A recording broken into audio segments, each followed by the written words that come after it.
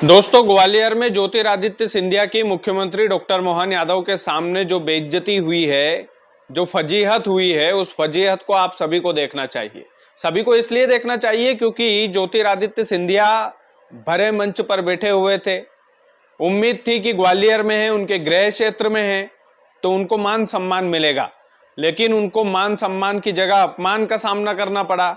और उसके बाद फिर से ये चर्चा बाजार में आम हो गई कि भैया ज्योतिरादित्य सिंधिया कहीं बागी तेवर तो नहीं दिखा देंगे, क्योंकि वो आत्मसम्मान के लिए कुछ भी कर सकते हैं। आत्मसम्मान के लिए उन्होंने कांग्रेस छोड़ दी थी, आत्मसम्मान के लिए ही तो कांग्रेस से उनकी लड़ाई हुई थी। और अब भारतीय जनता पार्टी बार बार उनका अपमान उनके ही मुंह पर करने लगी है। पूरा मामला समझते हैं कि पूरा मामला क्या है। नमस्कार, स्वीकार कीजिएगा, मेरा नाम कृष्णपाल राठौर है और आप म्हारो मध्य प्रदेश का स्पेशल शो देख रहे हैं। दरअसल ग्वालियर में एक कार्यक्रम था। ग्वालियर रेलवे स्टेशन से, ग्वालियर से तो बेंगलुरु तक की एक साप्ताहिक ट्रेन चलनी थी। उसको हरी झंडी दिखाने के लिए ज्योतिरादित्य सिंधिया ग्वालियर पहुंचे थे। वर्चुअली जुड़े थे मुख्यमंत्री डॉक्टर मोहन यादव और रेल मंत्री भी जुड़े थे अश्विनी वैष्णव। ये भी सब कुछ देख रहे थे जो ग्वालियर रेलवे स्टेशन पर हो रहा था। सांसद भरत सिंह बगल में बैठे हुए थे ज्योतिरादित्य सिंधिया के।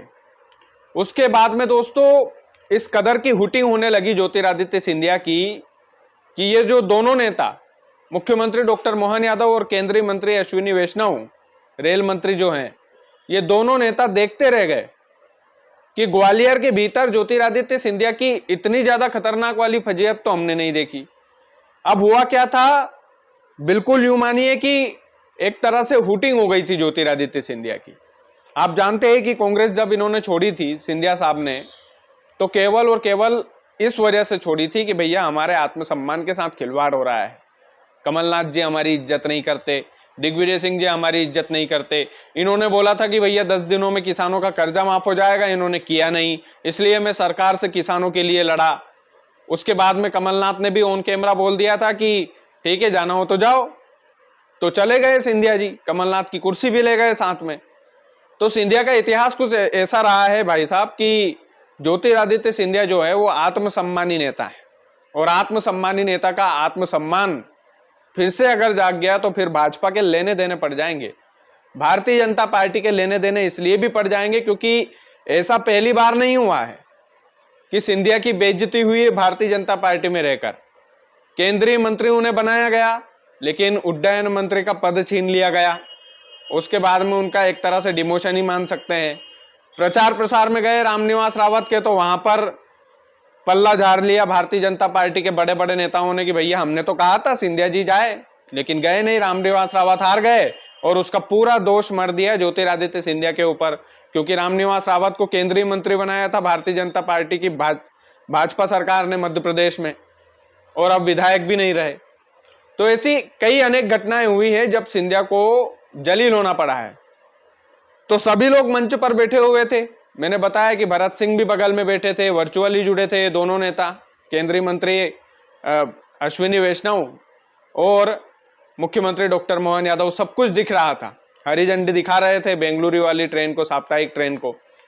उसी समय भारतीय जनता पार्टी के जो कार्यकर्ता है उन्होंने भरत सिंह के नाम के नारे लगाना शुरू कर दिए। सीधे तौर पर ज्योतिरादित्य सिंधिया वहां पर बैठे हुए हैं, सांसद के नाम के नारे लगाए गए, ज्योतिरादित्य सिंधिया देखते रह गए।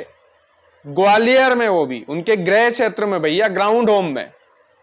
आप सोच सकते हैं इससे बड़ी बेइज्जती और क्या हो सकती है। ग्वालियर के सांसद है भरत सिंह कुशवाहा। इसमें कोई दो राय नहीं है कि भैया उनके नाम के नारे लग गए तो कोई पाप हो गया, लेकिन आप सोचिए इस बात को, विचार कीजिए इस बात पर कि ज्योतिरादित्य सिंधिया वहां पर बैठे हैं, सीनियर नेता वहां पर बैठे हैं, ग्वालियर के स्टार वहां पर बैठे हैं, ग्वालियर के महाराज वहां पर बैठे हैं, और उसके बाद नारे किसके नाम के लगते हैं? भरत सिंह कुशवाहा के नाम के। ज्योतिरादित्य सिंधिया बिल्कुल सकपका गए थे, देखने लगे थे इधर उधर कि भैया ये क्या हो रहा है। उसके बाद में ज्योतिरादित्य सिंधिया ट्रेन में जाते हैं। ट्रेन में जाकर के जो यात्री होते हैं उनके साथ एक गाना गुनगुनाते हैं। गाना कौन सा होता है? जिंदगी एक सफर है सुहाना। इसमें कल क्या होगा किसने जाना। ज्योतिरादित्य सिंधिया इशारों इशारों में बहुत कुछ बताने की कोशिश करते हैं। जैसे जब उन्होंने कांग्रेस छोड़ी थी तो ट्विटर से सबसे पहले उन्होंने कांग्रेस को हटाया था, उसके बाद उन्होंने पॉलिटिशियन को हटाया था अपने बायो में से, और धीरे धीरे कांग्रेस को जिंदगी से हटा दिया।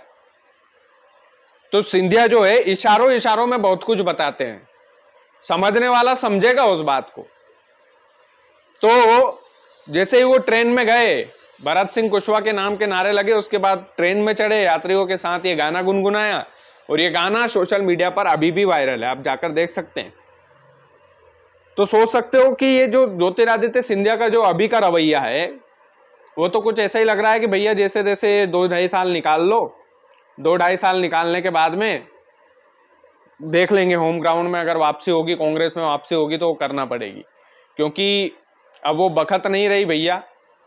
ना सिंधिया के जो जितने भी ये समर्थक लोग थे, जितने भी विधायक बागी बनकर गए थे, उनकी क्या हालत है आप देख सकते हो, उनकी क्या हालत है। ना उनकी कोई इज्जत करता, ना मंच पर उनके नाम के लिए स्वागत के लिए उनको बुलाता है।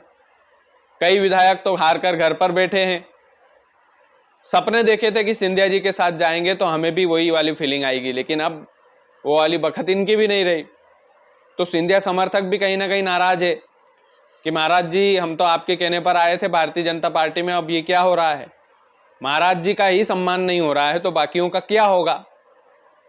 तो सिंधिया को लेकर देखो अभी भी सस्पेंस है। और सिंधिया जो है, मैंने बोला ना कि सिंधिया जैसा नेता जो ग्वालियर में पहुंचे और उनके मुंह पर इस तरीके की बेइज्जती हो, तो भैया ये कल्पना से परे है। इससे ज्यादा खतरनाक बेइज्जती नहीं हो सकती, किसी भी नेता की नहीं हो सकती। और ये सब कुछ दिख रहा है भाई साहब, केंद्रीय मंत्री साहब को भी, अश्विनी वैष्णव जो रेल मंत्री हैं उनको भी दिख रहा, और यही दिख रहा था मोहन यादव भी इसको देख रहे थे। तो ये तमाम सारी घटनाक्रम कल ग्वालियर में हुई, और ग्वालियर में इस तरीके की फजीहत होना बड़ी खबर है। और फिर ज्योतिरादित्य सिंधिया का इस तरीके से यात्रियों के साथ गाना गाना, ये कहीं ना कहीं उल्टा इशारा तो कर रहा है।